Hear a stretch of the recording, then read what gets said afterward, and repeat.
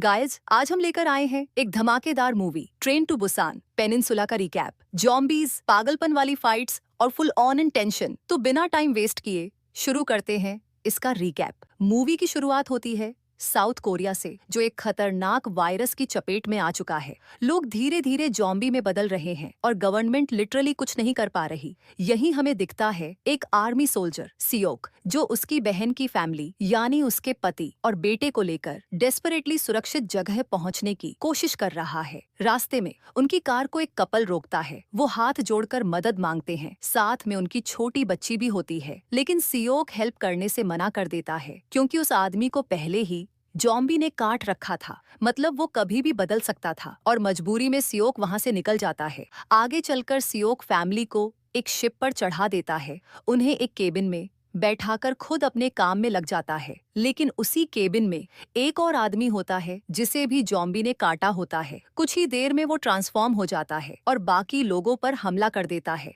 जैसे ही सियोक को ये खबर मिलती है, वो पैनिक में भागता है अपनी बहन और भांजे को बचाने। लेकिन जब तक वो पहुंचता है बहुत देर हो चुकी होती है। पूरा केबिन इन्फेक्टेड हो चुका था, उसका भांजा भी जॉम्बी बन चुका था, बस उसकी बहन ही अभी तक जिंदा थी। सियोक उसे साथ चलने के लिए कहता है, लेकिन उसकी बहन अपने बेटे को छोड़ने से इनकार कर देती है। वो अपने बच्चे के पास ही रहना चाहती है और मजबूरन सियोक पीछे हटता है। बाकी जॉम्बीज उसकी बहन पर भी हमला कर देते हैं।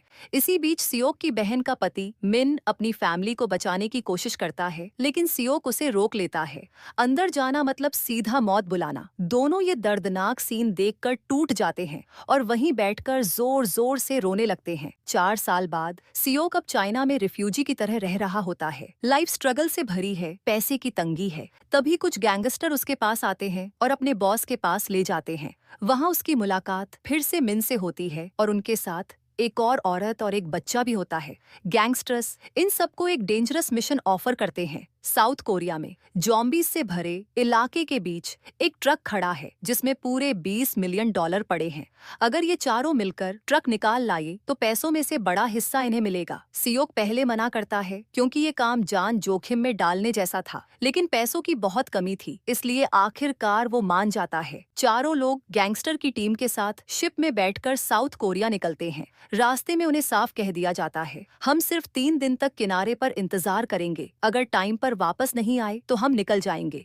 वो लोग रात में शहर में एंटर करते हैं ताकि जॉम्बीज से बचने का चांस बढ़ जाए। जॉम्बीज रात में ठीक से नहीं देख पाते हैं, लेकिन वो आवाज पर रिएक्शन देते हैं, यानी जरा सी भी आवाज पर वे झुंड बनाकर हमला कर देते हैं। टीम में मौजूद एक लड़की को पहले से साउथ कोरिया में ट्रैकिंग का एक्सपीरियंस था, इसलिए वो रास्ते अच्छे से जानती थी और गाइड करती है।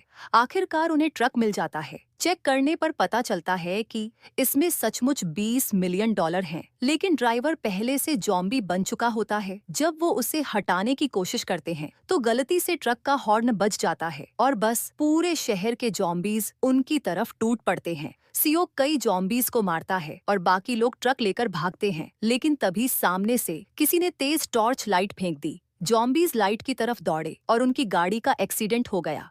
इस हादसे में टीम की लेडी ड्राइवर मारी जाती है। वो डर के मारे कुछ कर ही नहीं पाती और जॉम्बीज उसे नोच डालते हैं। उसी समय 2 बहनें आकर सियोक को बचाती हैं और अपने साथ ले जाती हैं। बाद में पता चलता है कि ये पूरा जाल असल में यूनिट 631 नाम के एक टेररिस्ट ग्रुप ने बिछाया था। उन्होंने ही लाइट लगाकर एक्सीडेंट करवाया था। इसके बाद वो लोग ट्रक के पास पहुंचकर उस लड़की को बेरहमी से मार देते हैं, क्योंकि उसे पहले से जॉम्बी ने काटा हुआ था और वो जल्द ही बदलने वाली थी। सियोक की आंख खुलती है तो वो देखता है कि वो 2 बहनों जून और यूजीन के घर पर है। उनके साथ उनकी माँ जुंग और ग्रैंडफादर किम भी रहते हैं। ये लोग पिछले 4 साल से जॉम्बीज और यूनिट 631 से बचते हुए यहाँ छिपकर रहे थे। सियोक को तभी याद आता है जुंग वही औरत है जिसे उसने 4 साल पहले अपनी गाड़ी में बैठने से मना कर दिया था। ये सोचकर वो बहुत पछताता है, लेकिन वो जुंग को ये बात याद नहीं दिलाता। इसी बीच मिन को यूनिट 631 के लोग अपने हेडक्वार्टर ले जाते हैं। वहाँ उसे पकड़ लेते हैं। यहाँ एक क्रूर गेम खेला जाता है। कैदियों को 2 मिनट के लिए जॉम्बीज के बीच छोड़ दिया जाता है और उन्हें हर हाल में 2 मिनट तक जिंदा रहना होता है। कई कैदी वहीं मारे जाते हैं, लेकिन मिन किसी तरह बचकर अपनी जेल में लौट आता है। बाकियों की हालत बहुत बुरी होती है। दूसरी तरफ प्राइवेट किम, जो यूनिट 631 का कुक होता है, ट्रक में भरे पैसों को देख लेता है। वो चुपचाप कैप्टन सीओ के पास जाकर ये राज बताता है। प्राइवेट किम कैप्टन सीओ को ट्रक तक ले जाता है और वहीं उन्हें एक रेडियो फोन भी मिल जाता है। इसी फोन से वो उन गैंगस्टर लोगों से कांटेक्ट करते हैं जिन्होंने सियोक और उसकी टीम को साउथ कोरिया भेजा था। कैप्टन सीओ डील करता है, अगर ट्रक उन्हें मिल जाता है तो गैंगस्टर उन्हें भी बड़ा हिस्सा देंगे और उन्हें साउथ कोरिया से बाहर निकलने में मदद करेंगे। दूसरी तरफ जुंग को पता चलता है कि अगर वो सब मिलकर ट्रक गैंगस्टर तक पहुंचा दें तो वो और उसकी फैमिली यहाँ से बचकर निकल पाएंगे। अपनी बेटी और पापा को बचाने के लिए जुंग सियोक के साथ मिलकर ट्रक चुराने का फैसला करती है। जुंग सियोक के साथ यूनिट 631 के कंपाउंड के अंदर जाती है ताकि ट्रक ले सके। वहाँ जुंग प्राइवेट किम को गन पॉइंट पर पकड़ लेती है। प्राइवेट किम बताता है कि मिन अभी भी जिंदा है। सियोक मिन को बचाने के लिए जॉम्बीज के बीच कूद जाता है और उसे बाहर निकाल लेता है, लेकिन इस दौरान हालात बेकाबू हो जाते हैं। सारे जॉम्बीज आजाद हो जाते हैं। यूनिट 631 के कई लोग उन पर टूट पड़ते हैं, लेकिन सियोक बहादुरी से जॉम्बीज और दुश्मनों को मार गिराता है। अचानक सार्जेंट वांग सियोक को मारने ही वाला होता है कि मिन बीच में आकर सियोक की जान बचा लेता है। मिन की मौत हो जाती है। उसकी मौत से सियोक अंदर से टूट जाता है। सार्जेंट हुआंग अब भी सियोक के पीछे पड़ा होता है, लेकिन तभी जुंग ट्रक लेकर वहां पहुंचती है और सियोक को बचा लेती है। दोनों ट्रक लेकर यूनिट 631 के कंपाउंड से बाहर निकलते हैं, मगर रास्ते में जॉम्बीज की भीड़ इतनी बढ़ जाती है कि ट्रक फंस जाता है। तभी जून, यूजीन और दादाजी कार लेकर आते हैं और टॉर्च की रोशनी से जॉम्बीज का ध्यान भटका देते हैं।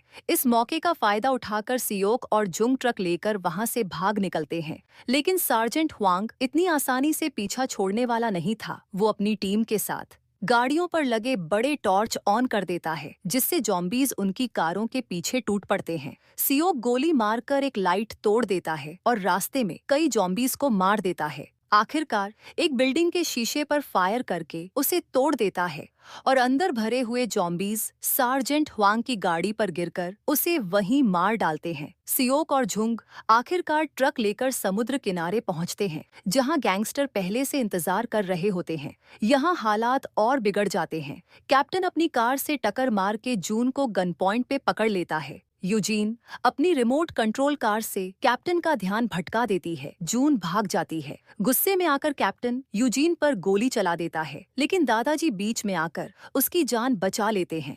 गोली दादाजी को लगती है और वो घायल हो जाते हैं। फिर कैप्टन ट्रक लेकर गैंगस्टर के शिप में चला जाता है, लेकिन जैसे ही वो अपनी जीत का जश्न मनाता है, गैंगस्टर उसे गोली मार देते हैं ताकि पैसों का बंटवारा कम करना पड़े। तभी कैप्टन ट्रक को रिवर्स कर देता है और शिप का गेट बंद नहीं होने देता।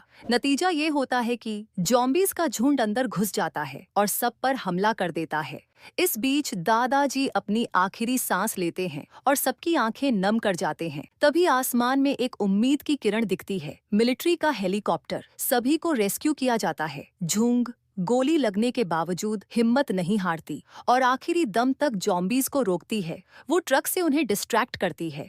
आखिरकार सियोक की मदद से जुंग हेलीकॉप्टर की ओर भागती है, अपनी बेटियों तक पहुंच पाती है। सभी लोग हेलीकॉप्टर पर सवार होकर सुरक्षित निकल जाते हैं। नई जिंदगी, नई उम्मीद और एक नई दुनिया की तरफ बढ़ते हुए सबकी आंखों में खुशी और राहत के आंसू होते हैं। और इसी के साथ मूवी खत्म हो जाती है।